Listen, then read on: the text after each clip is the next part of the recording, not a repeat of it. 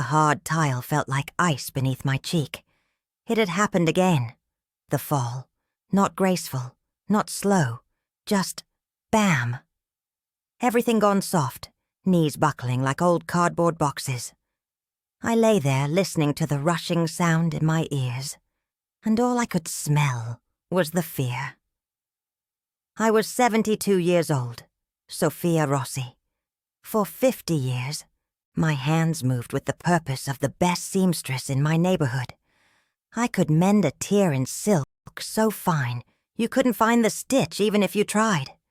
Now, those same hands were shaking so badly, I couldn't even pick up a spoon without spilling the thin, watery soup Isabella brought me. Isabella, my daughter.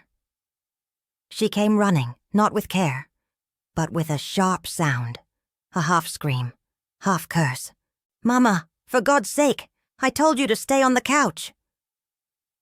She didn't help me up. Her husband, Peter, did, his face strained. He was kind, Peter, but he always looked like he was about to calculate how much I cost them.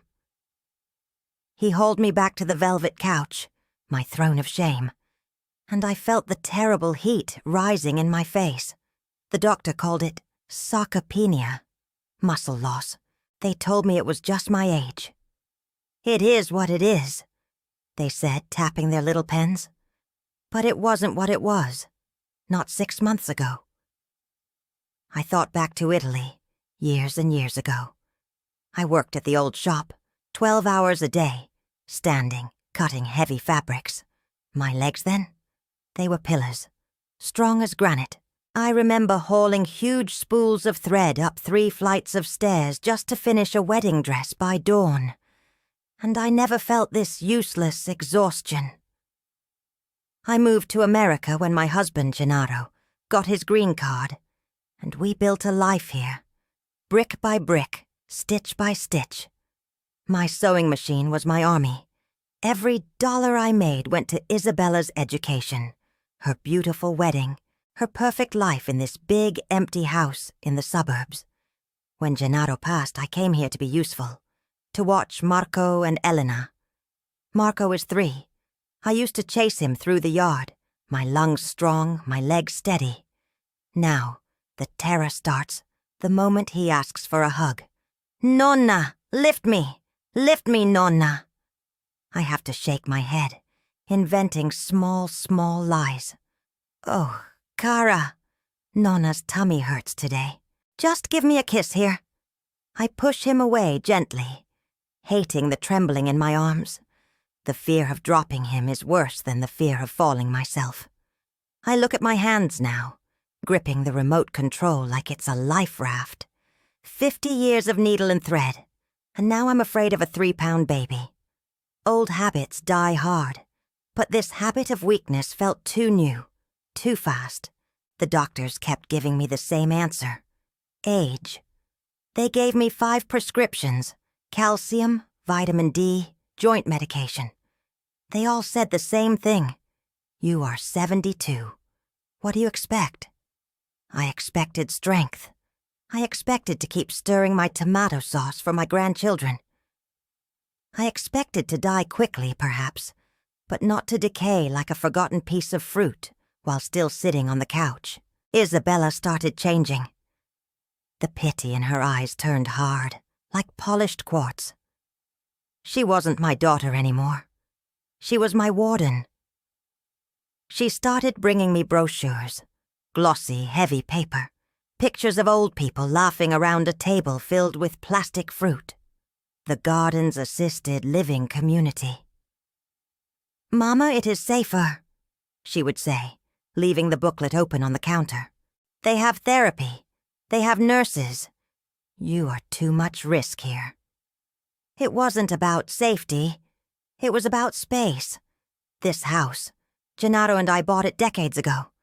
It was too big for them, and the market was good. Isabella needed the money. I knew the look in her eyes. It was the same look I saw on a customer who was trying to haggle me down 30% on a hem job. She was calculating my value, or lack of it. I hated that cane she bought. I hated it so much I threw it in the closet behind the winter coats. I would crawl before I used that thing. Using the cane felt like signing the surrender papers. It meant I was that old lady. The food started getting strange. I used to cook every day. Real Italian food. Everything fresh. Lots of protein. Isabella banned it all. She said the rich food gave me indigestion. "You need bland, Mama. Easy to digest," she'd say, serving me the same grayish lukewarm broth or rice pudding. No salt, no spice, no life. I tried to tell her. "Isabella Cacara, I need meat. I need strength. A little polo, maybe?" She would sigh, a big dramatic exhale, and say, "The doctor said light diet, Mama. Your body can't process heavy food anymore." I kept taking my pills. I drank the weak tea she prepared, but I wasn't getting better. I was getting worse. Every day the weakness descended faster. I started seeing a pattern, a terrible pattern that made my stomach clench tighter than my fists. In the morning, after I had my own coffee and a piece of toast I sneaked in, I felt almost normal. I could stand for 5 minutes at the window. But after Isabella served the midday soup, the world would start to tilt. My legs would turn heavy, like I was walking through wet cement. By evening I was useless, a lump on the velvet couch. I tried to tell Peter. "Peter, that soup, it makes me so sleepy." He gave me that kind, vacant look of his. "It's just the medication, Sophia.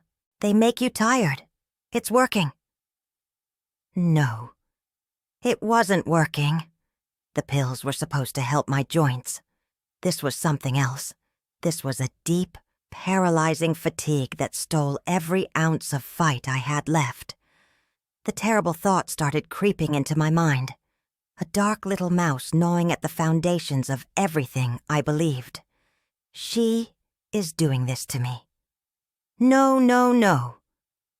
I chased the thought away. She is my daughter, my blood. The apple doesn't fall far from the tree, I used to say proudly, watching her grow up.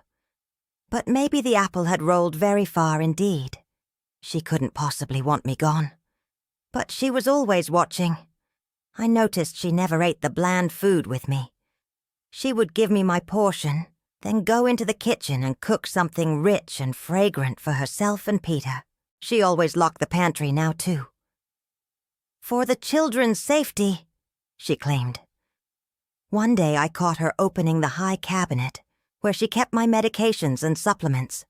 She fumbled, quickly hiding something small and dark back inside, and slammed the door shut.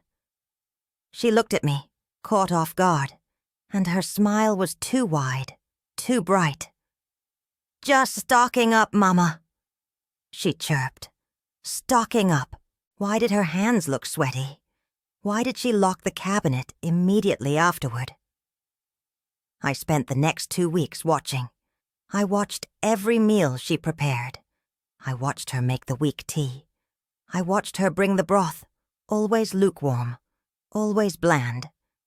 I watched the way she avoided my eyes when she handed me the bowl. I felt like an idiot.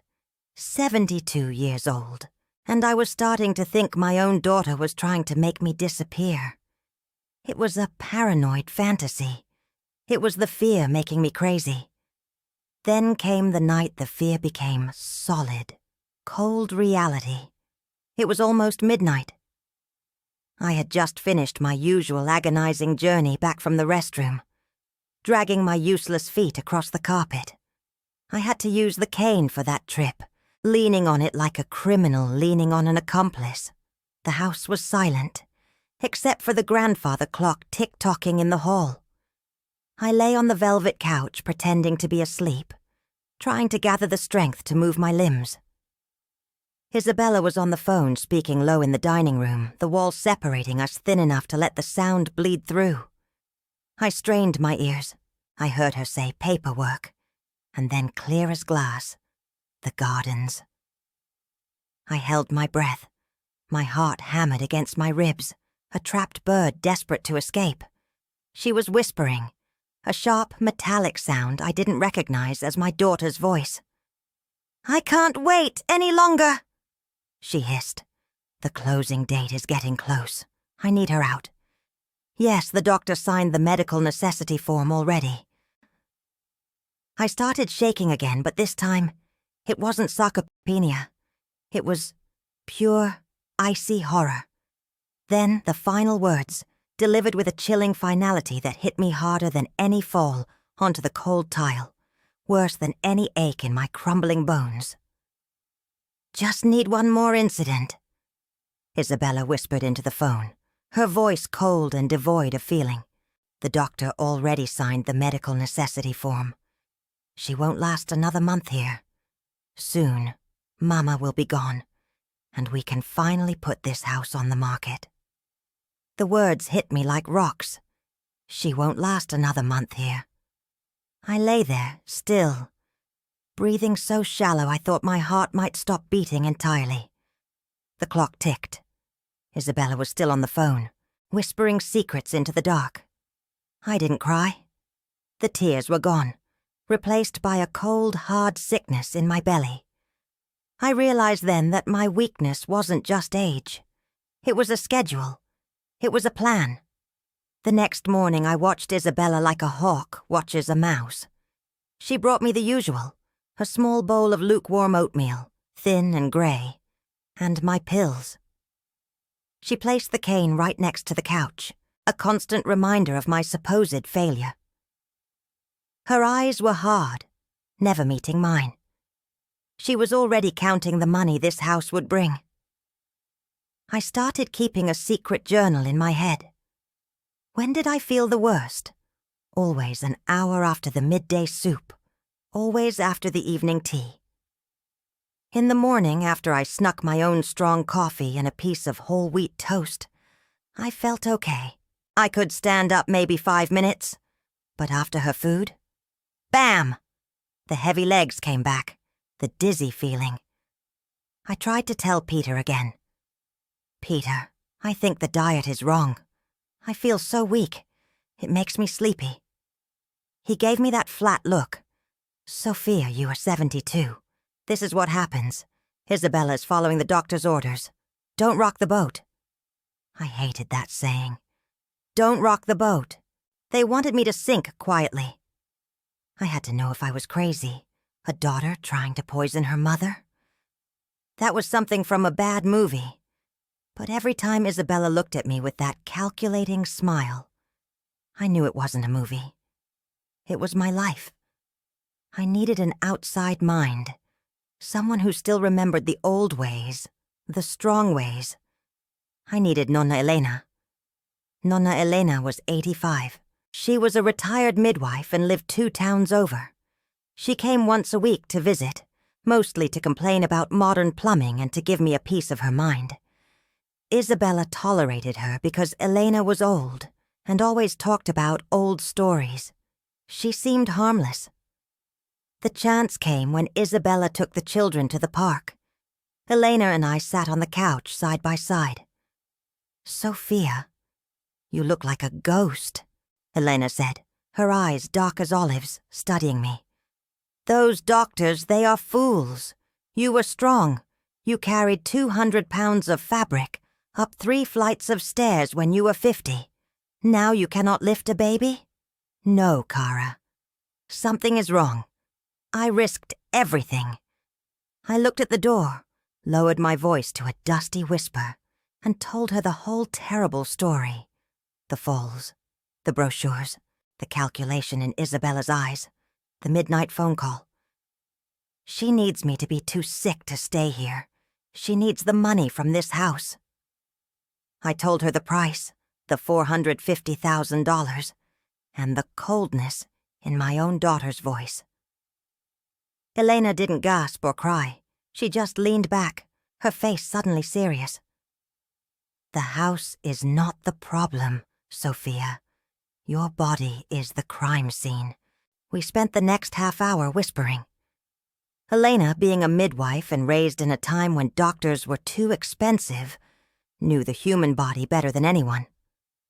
The doctor calls it sarcopenia. Muscle loss, Elena said, tapping my useless thigh. They are right, but they say it is natural. It is not. It is starvation. I showed her the bowl of pale rice pudding Isabella left for lunch. Look at this, Sophia. This is flour and water. Where is the fuel? Your age, you need high protein. The experts know this. When you are old and inactive, you need about 1.2 to 1.6 grams of protein for every kilo you weigh, split through the day. That means 25 or 30 grams in every meal to keep your muscles alive. This? Elena poked the rice pudding with her finger. This has 5 grams. Maybe. It was the first time I felt true, cold certainty. Isabella wasn't just lazy. She was doing this on purpose. She was feeding me exactly what my body couldn't use, ensuring the muscle decay would happen fast, making the doctor's prediction true. She was using my own hunger against me. But the fatigue, Elena, I whispered. The sleepiness, it hits me like a wave after the food. It's not just weakness. It's like I've been drugged. Elena looked thoughtful. Protein starvation will make you weak, yes. But the sudden crash, that sounds like something added. A strong sedative, maybe, hidden in the bland taste. Something that makes you look like you're failing quickly. They need you to look worse for the doctor's papers. A heavy, sick understanding settled over me. My own daughter was dosing me, making me useless so she could get her money. The apple doesn't fall far from the tree. I used to say proudly about Isabella. Now I realize that some apples rot, and they rot fast. What do I do? I asked Elena. My hands, for the first time in months, stopped shaking from weakness but started shaking from pure rage. Elena squeezed my hands. We fight fire with fire. We rebuild you, Sophia. But we do it in secret. We start with the seeds. Elena came back 2 days later. Isabella was out shopping. Elena had a small, plain cloth bag, the kind I used to keep my best silk thread in. This is your new medicine, she whispered, pulling out small, different bags. This is better than all those expensive pills Isabella makes you take. This is life. She showed me what was inside. She called it the anti-sarcopenia protocol. It wasn't fancy food, but simple, powerful seeds and grains. First, protein. Elena instructed, pulling out a bag of tiny, soft shells. These are hulled hemp seeds. You need 10 grams of protein in just 3 spoonfuls. You can mix it into your lukewarm tea, the kind Isabella says is good for digestion. She will never taste it. It is your secret fuel. Then she showed me the flax seeds. You need omega-3s for the inflammation. These seeds, you must grind them right before you eat them. Otherwise, they spoil in 30 minutes. 2 tablespoons every morning, mixed with the hemp. It helps your body eat the protein better. Elena was like a general, giving me orders for a silent war. She explained that seniors need to manage blood pressure too. When you feel that rush in your head, that dizziness, it is probably the pressure. It goes high when you are weak and dehydrated. Isabella thinks you are too old to hydrate. She is wrong. She told me I needed to drink a minimum of 64 ounces of water every day. I had to measure it. I had to make sure the bathroom trips were just a distraction, not a problem. And then, the secret weapon for the pressure. When you get nervous, or after the soup, you must check your blood pressure, and then you must do the breathing. Elena showed me a trick. 4 seconds in, 4 seconds hold, 4 seconds out, 4 seconds wait. Repeat for just 2 minutes. I didn't believe her. 2 minutes? Do it now, she commanded. I took the old blood pressure machine from the linen closet. My pressure was high, 170 over 100. I sat, closed my eyes and did the breathing. In for 4, hold for 4, out for 4, wait for 4. My body felt heavy, but my mind cleared a tiny bit. 2 minutes passed. I checked the machine again. The number dropped instantly. 152/92. A sudden drop of 18 points on the top number. I stared at the numbers. I, Sophia Rossi, had lowered my own blood pressure without a pill. I was shocked. I'm not getting any younger, I thought, but I was getting smarter. The doctors tell you these simple things don't work because they can't sell them. Elena said, smiling wide, they can only sell the expensive poisons. I started my secret life. I hid the seeds in an empty sewing box under the bed.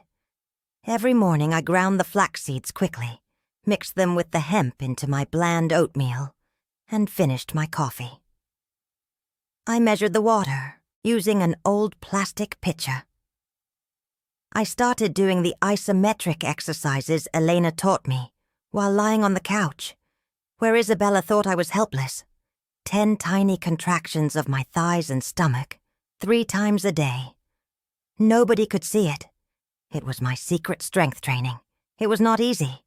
The first week I felt worse sometimes, because my body was fighting the old sedatives while trying to absorb the new protein. But I pushed through. Then came the terrible confirmation. I was lying on the couch pretending to be asleep, the cane lying innocently by my side. Isabella was in the kitchen on the phone. I strained my ears. The closing date is set for Friday, 3 weeks from now, Isabella said, her voice tight with panic. I need the house empty by then.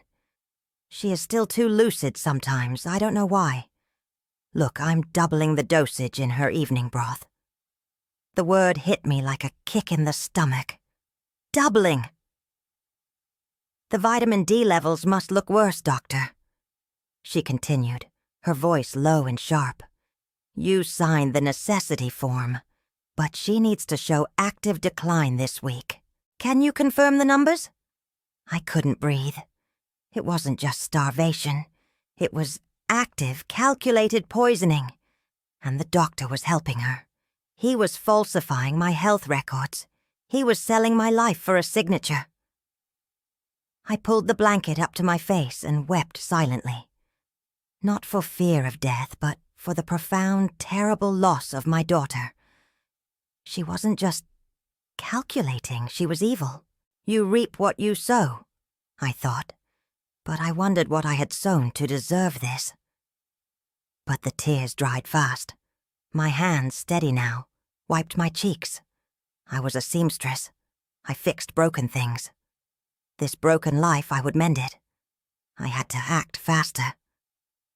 Isabella was running on a 3-week schedule. The next day, Elena brought the final tool, a tiny black micro-cassette recorder, the size of a matchbox.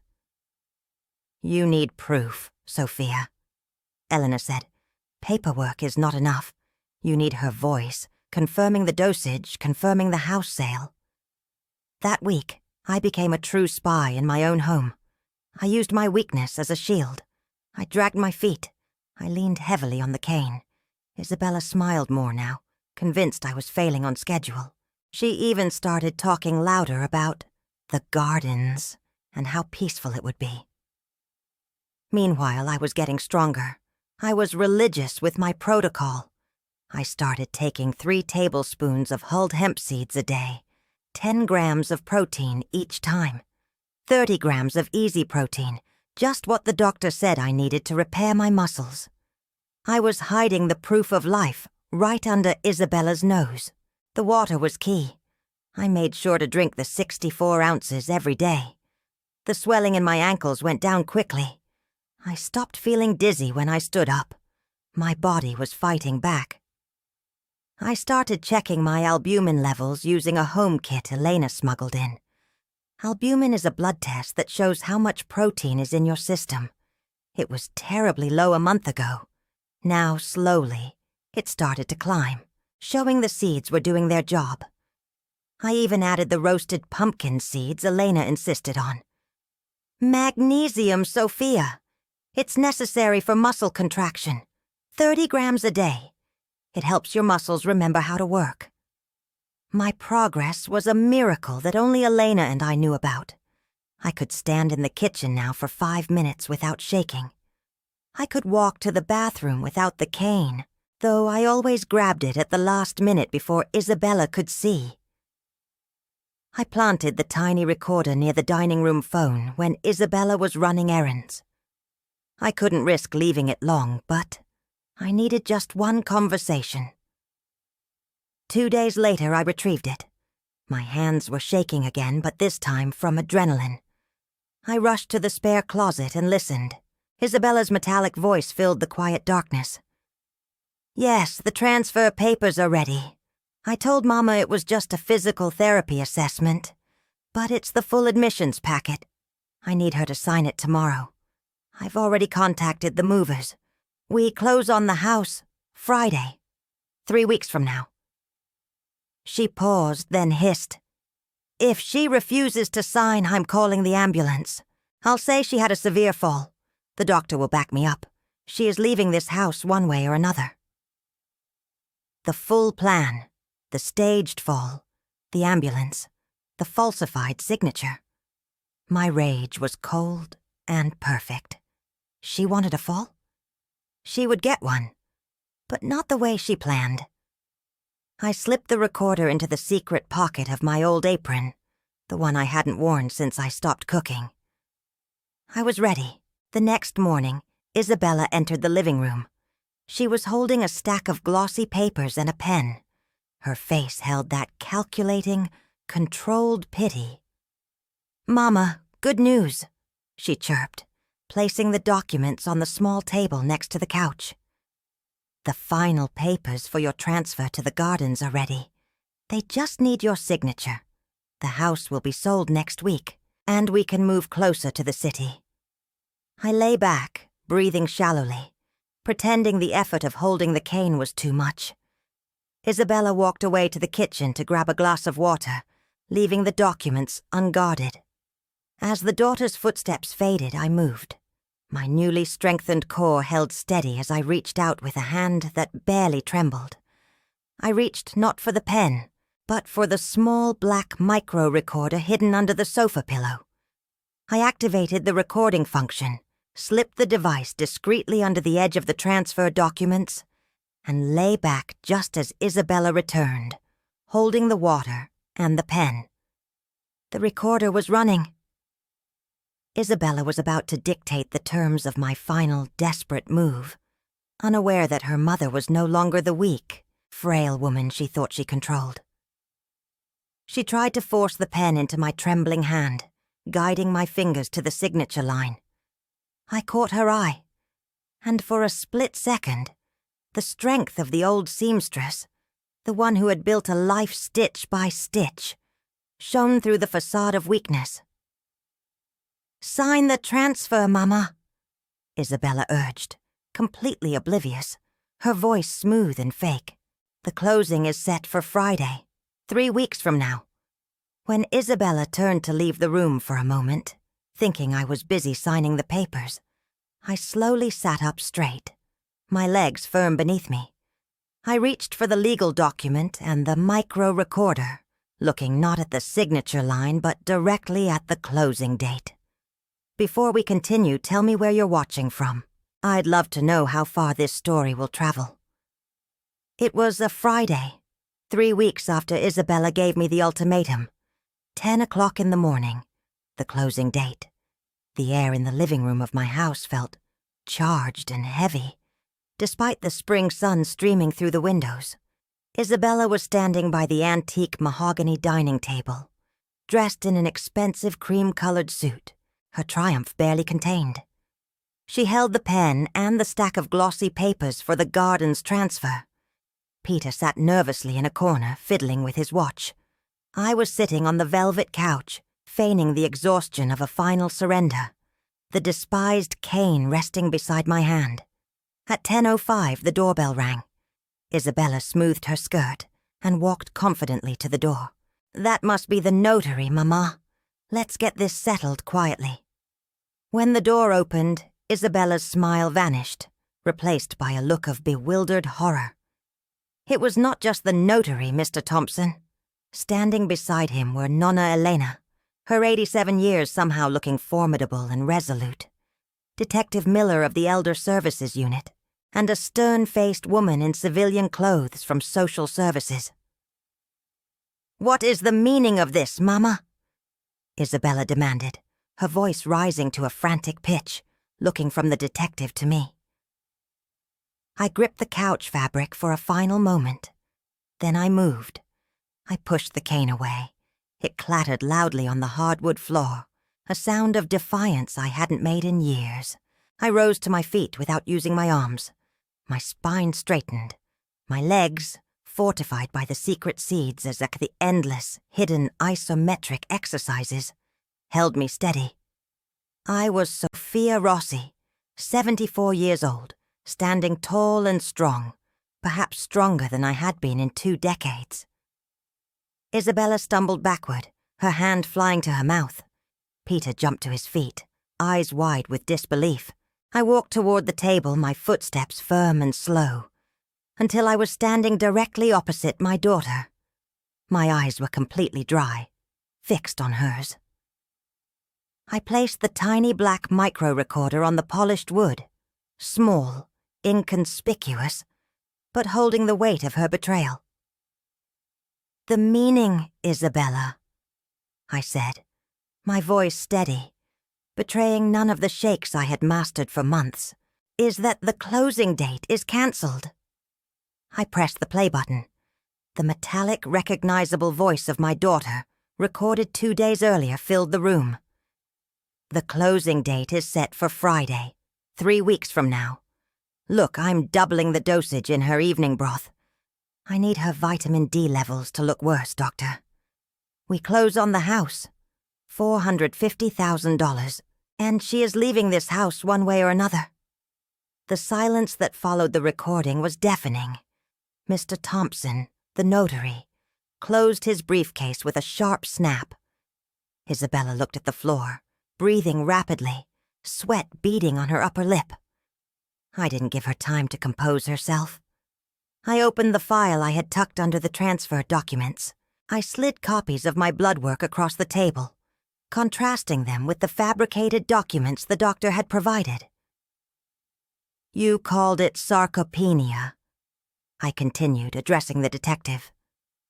"The doctor documented my blood pressure at 170/100, consistent with an elderly woman in severe decline, validating my placement in the gardens." I then placed a second sheet of paper on the table, the results Elena had helped me procure secretly. "This is the truth, my blood albumin levels, showing protein starvation. You were starving me, Isabella. You knew that 30 grams of protein per meal, split throughout the day, was required to maintain muscle mass in a woman my age. You fed me 5 grams of protein per day, ensuring my muscle failure was quick and spectacular." Nonna Elena stepped forward, holding the final document, a detailed analysis of the trace chemicals found in the remnants of my evening broth. "And here," Elena stated, her voice sharp with ancient wisdom, "is proof of the double dosage. A potent sedative designed to induce that paralyzing fatigue and weakness, making her inability to move look like a natural collapse." Isabella lunged forward, not toward me, but toward the documents, shouting, "That's manipulated! That's a lie!" Detective Miller intercepted her, placing a hand firmly on her arm. "Easy, Ms. Rossi." A desperate, guttural sound escaped Isabella's throat. She turned back to me, tears finally flooding her eyes. She fell to her knees, grasping the edge of the mahogany table. "Mama, please. I'm your daughter. I was desperate. I was in debt. You're going to destroy me for a house? You loved me once. Don't do this to me." I looked down at the top of her bowed, heaving head. The sight should have broken my heart. It did not. The ache I felt was not sadness, but the cold, deep realization of utter finality. I sold my sweat and my sight for 50 years, stitch by careful stitch, to build a life free of shame. You tried to poison my body and steal my home for $450,000. I stated, my voice an unfeeling monotone. You stopped being my daughter the moment you decided my life was a price tag. I don't know who you are. Detective Miller moved swiftly, placing the silver handcuffs around her wrists. Isabella Rossi, you are under arrest for aggravated elder abuse, attempted fraud, and reckless endangerment. As she was escorted out, Isabella struggled, shouting my name, but the sound was already distant, fading into the noise of the street.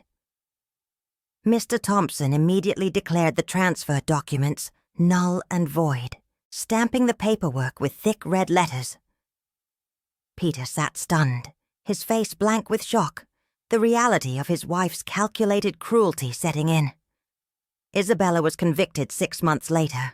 She was sentenced to 12 years in state prison for aggravated elder abuse and attempted negligent manslaughter, the jury convinced by the meticulous evidence of the double sedation dosage and calculated starvation protocol. She was stripped of all her inheritance rights and was ordered to pay $600,000 in compensation for moral and physical damages. Her husband, Peter, filed for divorce immediately. He took the children and moved across the state, unable to look me in the eye, yet sending weekly letters of shame and apology. The story, printed in the local papers, caused a deep rift in our community. Friends and family who had attended Isabella's wedding avoided any association with her. She serves her time today in a high-security facility, isolated, receiving no visits from family. The house she coveted now, serving as a constant reminder of her failure. 2 years have passed since the confrontation. I am 74 now, and I am thriving. The house, the one Isabella schemed to sell, is now called the Seed of Strength, a local community-based support center I opened with Nonna Elena. It is not an institution, just a brightly painted house where we teach seniors how to fight silent malnutrition and dependency. I start every day at 7 in the morning. I walk 2 miles around the neighborhood. My knees do not shake. My core is solid. My blood pressure, which Isabella wanted to keep high, stabilizes today at 120/80. I haven't needed the high-dose medication in 18 months. I lost 22 pounds of water, retention, and replaced the lost muscle mass. My primary activity is running the weekly workshops. I teach the women the exact anti-sarcopenia protocol that saved me.